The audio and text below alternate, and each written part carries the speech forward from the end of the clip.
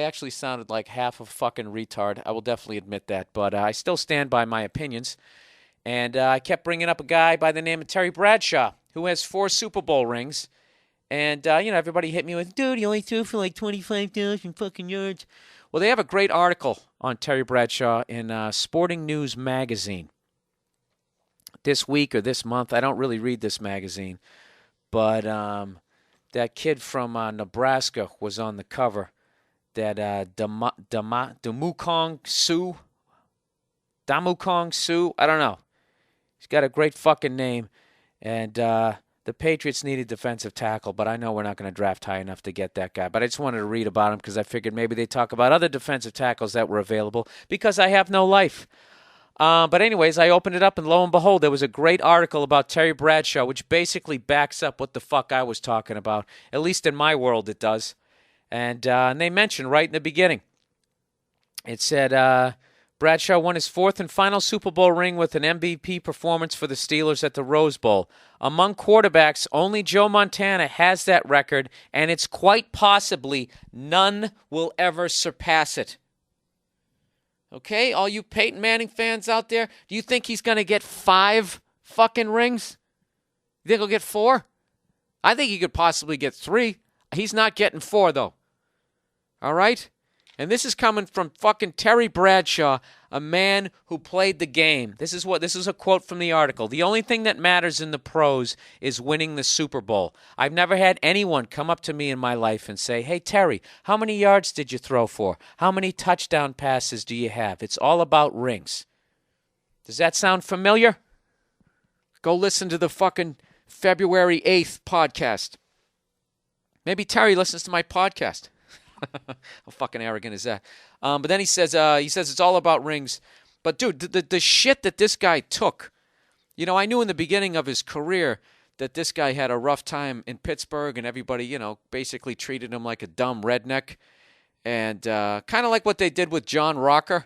I always thought John Rocker got a bum deal because I was living in New York, and they were basically calling this guy a fucking moron redneck, in not so many words. And then he comes out and starts trashing New York. And then typical media, they get to step away like they didn't incite any of it, And all the Mets fans get to act like they weren't fucking yelling shit at him. I used to be doing a bit about that the punchline was basically you had date rapists and wife beaters throwing batteries at a bigot. That was my little fucking social commentary on the John Rocker incident. Let me get back to this shit. Not supporting anything that John Rocker said, but you know what I mean? It's like, if you're going to fucking throw rocks at a hornet's nest, yeah, I don't know.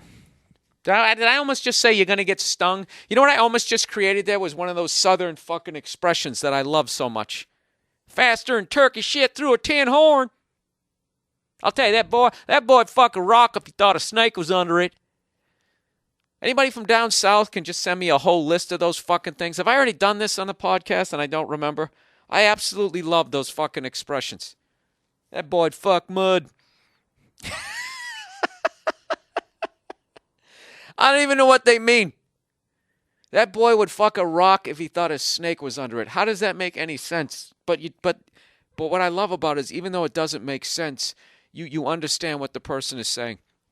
And there's a genius to that. So anyways, let's read about Terry Bradshaw's the early part of his fucking career.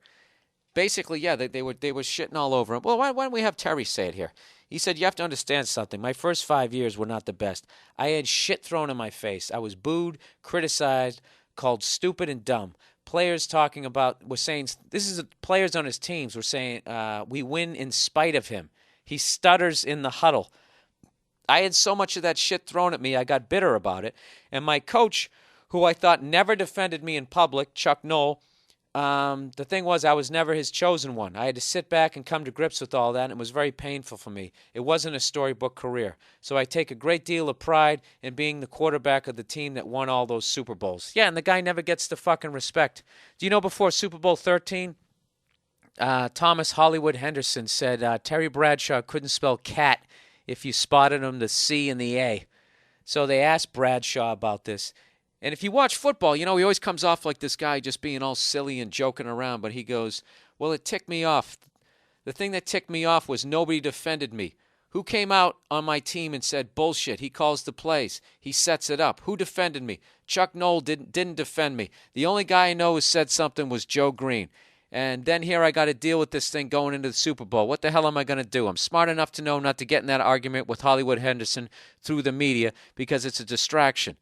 I don't have time for that shit. Okay, so I can't spell cat if you spot me the C and the T. That's some good shit. Congratulations. Then you go out and you kick their asses. How's my spelling look now? You're the one who had to go to prison. He took it there. Terry's an angry motherfucker. Or whatever. I love it. I love it. You know something? And he never went back to Pittsburgh. I didn't even notice that shit. When he was done, he just left. He doesn't even talk to any of the players. And he goes, I mean, it's kind of a failure of my personality. I don't know. It's a really interesting article because if you watch him on whatever the hell the show is called, the NFL pregame, he still plays it up like he's this, this country boy, but he isn't. He's fucking sharp as a tack, and he didn't like the way he was treated in Pittsburgh, and I enjoy that.